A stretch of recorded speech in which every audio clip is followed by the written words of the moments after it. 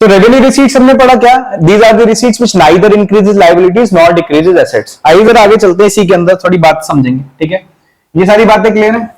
अब मैं इधर ही क्या लिख रहा हूं, इधर मैं लिख रहा हूं रेवेन्यू रिसीट्स, वही आरआर, देखो आरआर लिख रहा हूं। आरआर का मतलब आपको सबको समझ में आ गया क्या, रेवेन्यू रिसीट्स। मैंने आपको बोला था जो अभी हमने फ्लो चार्ट बनाया था कि रेवेन्यू रिसीट्स भी मेरे कितने पार्ट में डिवाइडेड है, 2 पार्ट में डिवाइडेड है, ठीक है।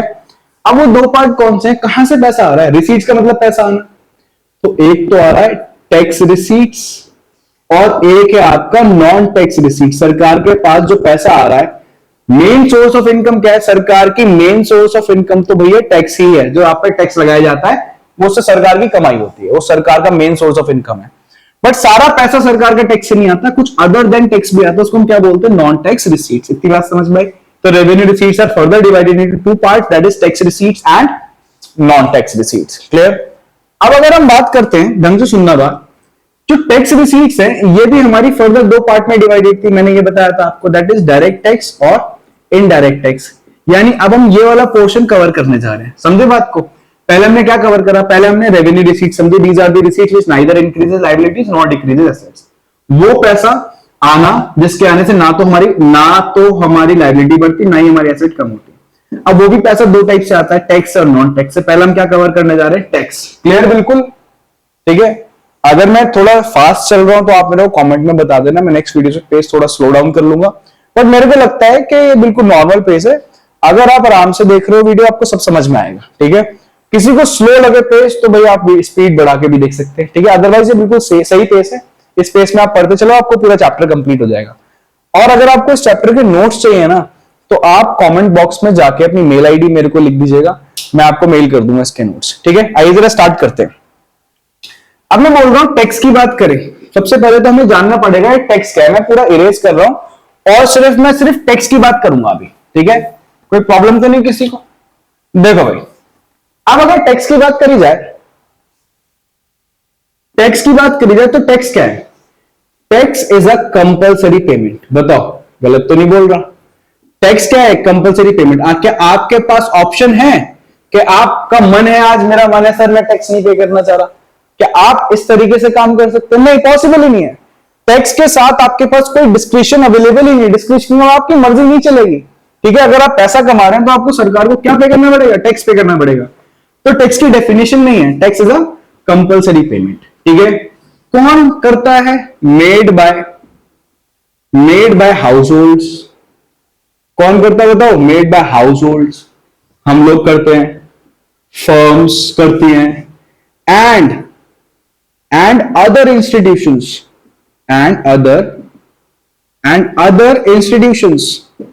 ठीक है। और सबसे इंपॉर्टेंट बात, हम लोग करते हैं किसको, टू दी गवर्नमेंट। सुन रहे हो बात को, मैं बिल्कुल ब्रेक डाउन करके बढ़ा सारी definition. What is tax, tax is a compulsory payment. कौन करता है, हाउस होल्ड, फर्म्स एक्सेट्रा, ठीक है, एंड अदर इंस्टीट्यूशंस। किसको करते हैं, सरकार को करते हैं, टू दी गवर्नमेंट। सबसे इंपॉर्टेंट बात, विदाउट एनी रिटर्न, और वापसी में कुछ नहीं मिलना आपको। अब बहुत से बच्चे मेरे से डिबेट करने लगते हैं, सर वापसी में क्यों नहीं मिलता, सरकार रोड्स बनवा रही है, ब्रिजेस बनवा रही है, तो सारे काम हो रहे हैं देश के अंदर, वो टैक्स ही तो चल रहा है। करेक्ट है, हम इसको बोलते हैं विदाउट एनी रिटर्न, क्योंकि हम डायरेक्ट इन रिटर्न देखते हैं। फॉर एग्जाम्पल आप हो और ये मैं हूं, मैं अपने आप को टाई लगा देता हूं जरा, ठीक है, ये मैं हूं और ये आप हो, अपने बाल बना लेता हूं, ठीक है। अब मैं बोल रहा हूं कि आपने मेरे को फी पे करी ना, आपने मेरे को क्या पे करी, फी। फिर इधर से मैंने आपको पढ़ाया, मैंने अपनी सर्विसेज दी, करेक्ट है। यहां पे हम बोलेंगे दोनों के लिए समथिंग इन रिटर्न है, डायरेक्टली इन रिटर्न है, कंसीडरेशन एक दूसरे के लिए है। मेरे पास फी आ रही है, आपके पास सर्विसेज जा रही है, बिल्कुल इट इज बायलेटरल। ये क्या है, बायलेटरल, दो तरफा। बट जब आप यहां से टैक्स पे कर रहे हो तो इन रिटर्न आपको उस टाइम कुछ नहीं मिल रहा है, ठीक है। इन जनरल आपको सब मिल रहा है। बहुत से लोग ऐसे भी जो टैक्स नहीं पे कर रहे हैं, वो भी तो वो सर्विस अवेल कर रहे हैं जो सरकार की रोड बनाई हुई, सरकार की स्ट्रीट लाइट लगाई हुई है, करेक्ट है ना। तो डायरेक्टली आपको कुछ नहीं मिल रहा है, इसलिए इसको बोला जाता है विदाउट एनी रिटर्न। तो tax is a compulsory payment made by household, firms and other institutions to the government without any return. इसी वजह से अगर आपने नेशनल इनकम चैप्टर पढ़ा हो पहले, ना, पढ़ा होगा आपने नेशनल इनकम चैप्टर, नहीं पढ़ा तो मैं पढ़ाऊंगा, ठीक है। नेशनल इनकम चैप्टर के अंदर आपने पढ़ा होगा जो टैक्स होती है वो यूनिलेटरल ट्रांसफर्स होती है। क्या होती है बताओ भाई? Unilateral transfers. अब यूनिलेटरल ट्रांसफर्स क्या होते हैं? जो सिंगल साइडेड ट्रांजैक्शन होती है, ठीक है, तो यूनिलेटरल ट्रांसफर्स को मानते हैं। यदि बात समझ में आ गई। अब अगर हम बात करें टैक्स की, तो मैंने टैक्स समझा दिया। अब आगे चलते हैं, टैक्स भी फर्दर कितने पार्ट में डिवाइडेड है बताओ? 2 पार्ट में डिवाइडेड है। याद करो, बहुत देर से बात कर रहे हैं डीटी और आईडीटी की, है ना, डायरेक्ट टैक्स और इनडायरेक्ट टैक्स। तो अब हम बात करने जा रहे हैं डायरेक्ट टैक्स की और इनडायरेक्ट टैक्स की। अभी तक मैं थोड़ा सा रिवाइज करा दूं मैंने क्या करा है। सबसे पहले गवर्नमेंट बजट चैप्टर स्टार्ट करा है। गवर्नमेंट बजट क्या है? It is an annual financial statement of expected receipts and estimated expenditure during an accounting year. फिर हम कंपोनेंट पे आ गए थे। कंपोनेंट, 2 कंपोनेंट इसके, कौन कौन से? रेवेन्यू बजट और capital budget. Revenue budget is further divided into 2 parts, revenue receipts, revenue expenditure, इधर कैपिटल रिसीट्स और कैपिटल एक्सपेंडिचर। फिर मैं रेवेन्यू रिसीट्स पे आया। रेवेन्यू रिसीट्स कौन से रिसीट्स होते हैं? These are the receipts which neither increases liabilities nor decreases assets, ठीक। फिर रेवेन्यू रिसीट्स को फर्दर 2 पार्ट में डिवाइड कर दिया, टैक्स और नॉन टैक्स। अभी मैं टैक्स पढ़ा रहा हूं। टैक्स क्या है? Tax is a compulsory payment to the government made by household firms and other institutions to the government without any return. तो अब हम पढ़ने जा रहे हैं कि डायरेक्ट और इनडायरेक्ट टैक्सेस, है ना, डायरेक्ट टैक्सेस और इनडायरेक्ट टैक्सेस। इसको मैं इरेज कर रहा हूं। अगर आपको नोट डाउन करना है तो आप वीडियो पॉज करिए, नोट डाउन करिए, फिर आगे चलिए, ठीक है। तो अगर बात करी जाए, अब हम टैक्स की जब बात करते हैं, है ना, तो टैक्स के अंदर 2 पार्ट आते हैं, है ना, डायरेक्ट टैक्स और आईडीटी इनडायरेक्ट टैक्सेस, ठीक है। तो डायरेक्ट टैक्स की पहले बात करते हैं, मैं लिख देता हूं यहां पे, ठीक है। टैक्सेस कौन से हैं? Direct taxes. अब डायरेक्ट टैक्सेस की अगर हम बात करी जाए तो direct taxes DT, these are the taxes in which incidence and impact both fall on the same person। अब मैंने ये क्या बोला? देखो 2 वर्ड मैंने यूज करे। मैंने बोला these are the taxes in which incidence, ठीक है, एंड एक और वर्ड यूज करा मैंने, क्या? इम्पैक्ट। इंसिडेंस एंड इम्पैक्ट, ठीक। बोथ, दोनों, both fall on the same person. सुन रहे हो बात को? क्या बोल रहा हूं मैं बोल रहा हूं ये वो टैक्सेस होते हैं जहां पे इंसिडेंस, ठीक है, और इम्पैक्ट, इंसिडेंस एंड इम्पैक्ट दोनों सेम पर्सन पे लगे। ऐसे टैक्सेस कौन से होते हैं? हमारे डायरेक्ट टैक्सेस। अब ये क्या कहने का क्या मतलब है? अब आप मेरे को सुनना ढंग से। मैं बोल रहा हूं ऐसे टैक्सेस जहां पे सरकार जिस पे टैक्स लगा रही है, सरकार को टैक्स पे भी वही कर रहा है, ठीक है। ऐसे टैक्सेस को हम क्या बोलते हैं? Direct taxes. These are the taxes in which incidence, जिस पे लगा रहे हैं, इम्पैक्ट पे भी सरकार को वही कर रहा है। Incidence and impact both fall on the same person. ऐसे टैक्सेस हमारे डायरेक्ट टैक्सेस होते हैं। अब आप बोलोगे सर ये बात तो बिना एग्जाम्पल हमें समझ में आने ही नहीं वाली, तो मैं एग्जाम्पल बिना दिए समझाने भी नहीं वाला। इधर आओ जरा, ढंग से देखना। अब अगर बात करी जाए तो सबसे बढ़िया एग्जाम्पल इसका है इनकम टैक्स। कौन सा एग्जाम्पल है? Income tax. इनकम टैक्स एक बहुत बढ़िया एग्जाम्पल है डायरेक्ट टैक्स का। अब ऐसे कैसे? फॉर एग्जाम्पल इनकम टैक्स मान लो आप किसी इंडिविजुअल पे लगा रहे हो, किसी इंडिविजुअल एसएससी पे आपने इनकम टैक्स लगाया। फॉर एग्जाम्पल आपने मेरे पे ही टैक्स लगाया, आपने मिस्टर अमान पे टैक्स लगाया, है ना। अब आप मेरे पे टैक्स लगाओगे, मेरी इनकम पे टैक्स लगाओगे? मेरी इनकम पे लगाओगे ना, जो मैं कमा रहा हूं, है ना। मान लो आपने मेरी इनकम पे क्या लगाया? टैक्स। तो पे भी तो मैं ही करूंगा, मेरे बिहाफ पे मेरे फादर थोड़ी पे करेंगे उस टैक्स को। कहने का मतलब अगर इनकम मैं अर्न कर रहा हूं तो टैक्स भी उस इनकम पे मैं ही पे करूंगा। करेक्ट है बात? तो सरकार ने टैक्स भी मेरे पे लगाया और सरकार को टैक्स भी पे मैंने ही करा, ठीक है। इसको हम क्या बोलेंगे? Direct tax. These are the direct tax. और ये कौन सा टैक्स होता है? इनकम टैक्स होता है। तो इनकम टैक्स जनरली किस पे लगता है? इनकम टैक्स लगता है इंडिविजुअल्स पे, ठीक है।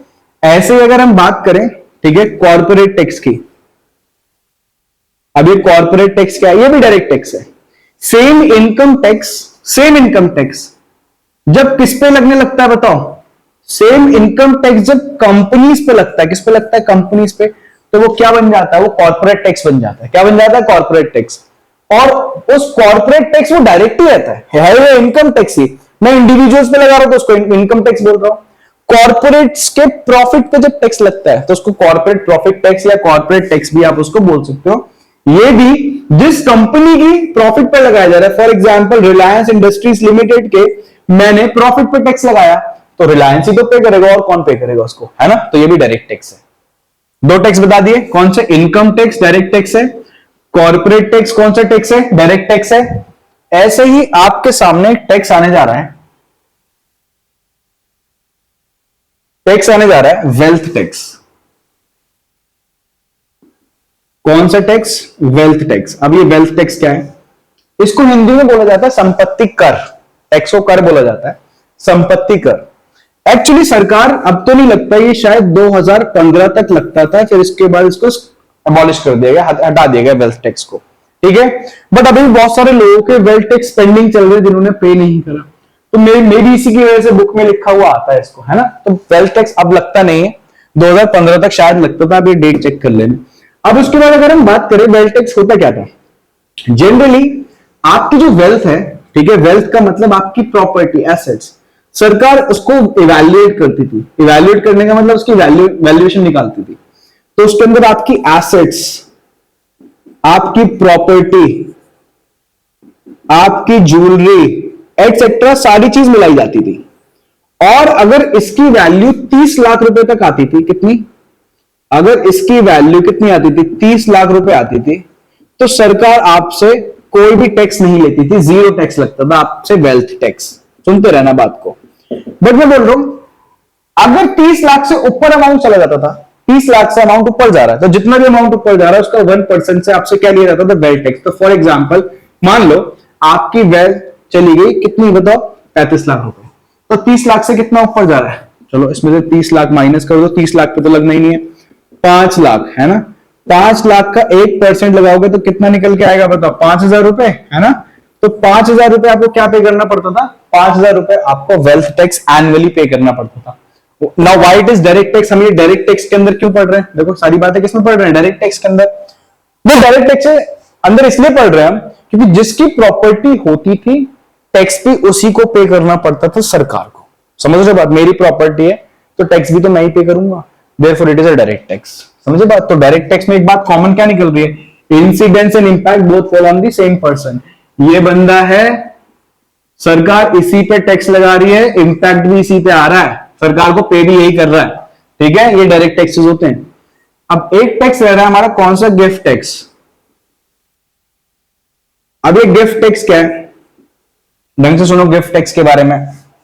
गिफ्ट टैक्स की अगर बात करी जाए तो जनरली गिफ्ट टैक्स ऐसा टैक्स है कि सरकार ने बोला आप किसी को गिफ्ट देते हो, हम मानते हैं गिफ्ट देते हैं इंसान, है ना। अब जब आप किसी को गिफ्ट दे रहे हो और उस पर हम टैक्स लगाने लगे तो कहां तक इस चीज को रोका जाएगा, है ना। तो गिफ्ट टैक्स जनरली क्यों इंट्रोड्यूस करा गया, मैं आपको वो भी बताता हूं, और ये अब कहां पे लगता है वो भी समझाता हूं मैं आपको। थोड़ी सी बात इसको इरेज कर देता हूं मैं। गिफ्ट टैक्स की अगर बात करी जाए, ढंग से सुनना बात। गिफ्ट जनरली सरकार ने बोला आप 50,000 रुपए तक दे रहे हो चलेगा। अब आप बोलोगे सर ये बात कहां लिखी है, आप इनकम टैक्स में कैपिटल गेन हेड के अंदर जाके चेक कर लो, यही है, ठीक। गिफ्ट अगर आप 50,000 रुपए तक दे रहे हो, सरकार बोल रहे हैं हम आपसे कोई भी टैक्स नहीं लेंगे, हम एग्जेम्प्ट कर रखा है हमने, साल में 50,000 रुपए का गिफ्ट दे सकते हो। बट अगर उसके ऊपर जरा सा भी अमाउंट चला गया, 1 रुपया भी ऊपर चला गया, तो पूरे पे हम टैक्स लगा देंगे, ठीक। अब आप बोलोगे सर गिफ्ट पे टैक्स लगा दोगे, ये क्या मतलब है।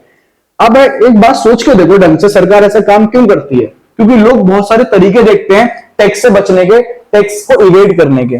फॉर एग्जाम्पल मैं एक स्लैब रेट लेता हूं, पुराना स्लैब रेट लेता हूं। मान लो आपको पता है हमारी कंट्री के अंदर पहले 2.5 लाख तक कोई टैक्स नहीं था, नील टैक्स, अभी तो रिवाइज हो गए सारे, ठीक। और फिर मैं बोल रहा हूं 2.5 लाख से 5 लाख तक 10% लगना है, 5 लाख से 10 लाख तक 20% लगना है, और अबव 10 लाख चला गया अगर आपकी इनकम, एनुअल इनकम, तो आप पे जो टैक्स रेट लगना है वो कितना लगना है, 30%। ये स्लैब रेट है, ठीक है। ढंग से सुनते रहना बात।